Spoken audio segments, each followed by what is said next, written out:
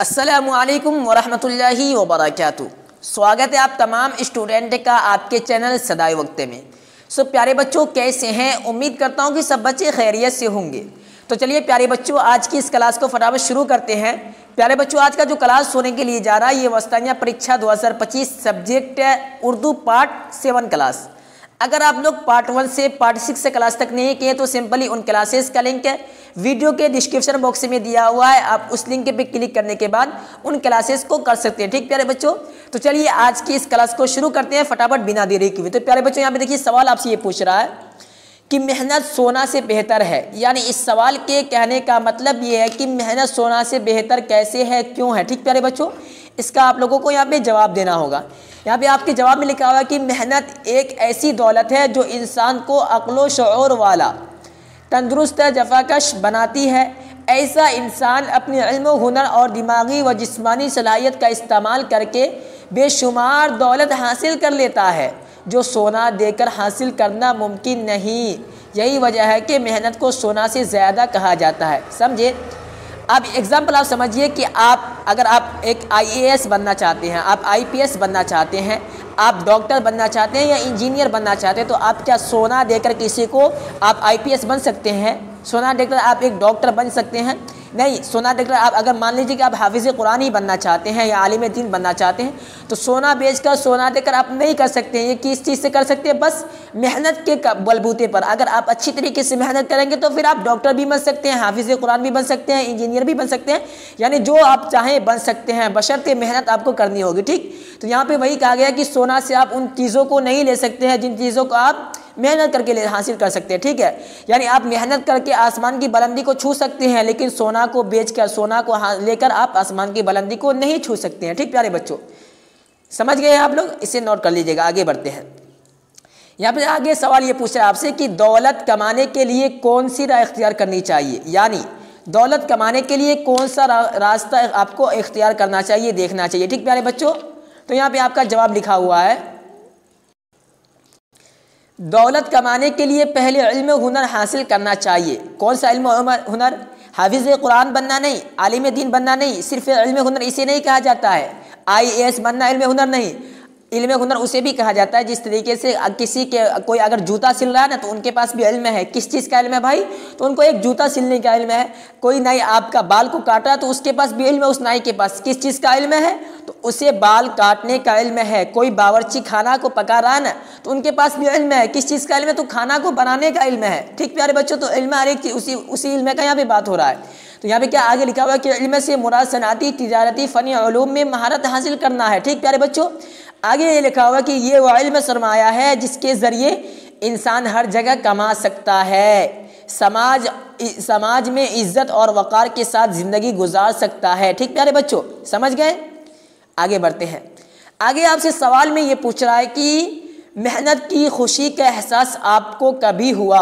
अगर हुआ है तो कब हुआ है? सवाल के कहने का मतलब वही कि मेहनत की खुशी का एहसास आपको कभी हुआ, तो कब और कैसे हुआ, वही आपको बताना है। तो एग्ज़ाम एकदम आसान है कि आपको भी कभी ना कभी मेहनत की खुशी का आपको एहसास हुआ होगा कि हमने जो मेहनत किया है उसका बदला हमें मिला है कि नहीं। एग्जाम्पल, जिस तरीके से आप लोग अभी परीक्षा की तैयारी कर रहे हैं, ठीक, वस्तानिया एग्ज़ाम की, आप लोग अच्छी तरीके से मेहनत करके रेगुलर क्लास को कर रहे हैं और जो भी आपको नोट से पढ़ाया जा रहा है उसे आप लोग याद कर रहे हैं मेहनत के साथ। ठीक प्यारे बच्चों, तो अब इस मेहनत का आपको एहसास कब होगा?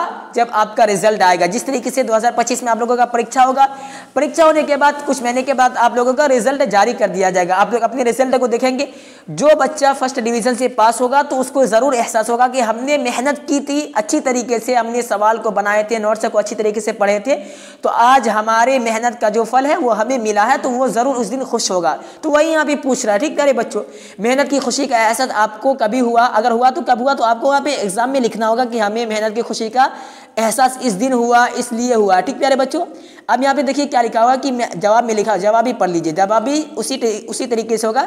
मैं आपको थोड़ा अपनी लैंग्वेज में समझा दिया हूँ। ठीक, यहाँ पे देखिए आराम से, मेहनत की खुशी का एहसास अक्सर ज़िंदगी के मुख्तलिफ मौके पर हुआ करता है। ठीक प्यारे बच्चों, क्या कि ज़िंदगी के मुख्तलिफ मौके पर सिर्फ परीक्षा का ही नहीं, अलग अलग आप एग्जाम्पल लेके भी ये कर सकते हैं। ठीक प्यारे बच्चों, अब यहाँ पे देखिए एक मेहनती तालिब इल्म है। यहाँ पे देखिए कोई अगर चुनाव लड़ रहा है, कोई मुखिया का चुनाव लड़ रहा है, कोई समिति का, अब कोई सांसद का, कोई भी है कि मेहनत कर रहा है। ठीक, किसी को अब मुखिया बनना है तो वो मेहनत कर रहा है, चुनाव में अपने पंचायत में घूम घूम के काम कर रहा है। तो जिस दिन उस चुनाव का रिजल्ट आएगा कि मुखिया वो इंसान बन गया, तो उसको खुशी होगा कि हमने मेहनत की थी अपने आप को मुखिया बनने के लिए, तो आज हम मुखिया बन गए हैं। ठीक, इसी तरीके से हर एक चीज़ का अलग अलग होता है। ठीक प्यारे बच्चों, तो जो जिस चीज़ के लिए मेहनत करता है, अगर उस चीज़ में उसे कामयाबी हासिल हो जाती है तो ज़रूर एक न एक दिन रिजल्ट आने के बाद उसे एहसास होता है कि जो हमने मेहनत किया था उसका उसी में हमको कामयाबी मिली है, उस दिन वो खुश होता है। ठीक प्यारे बच्चों, तो आपकी ज़िंदगी में अगर आपने किसी चीज़ के लिए मेहनत किया है, अगर आपको उस मेहनत का आपको बदला मिला तो ज़रूर आप किसी ना किसी दिन खुश हुए होंगे, उस मेहनत का आपको बदला मिला होगा। तो सिंपली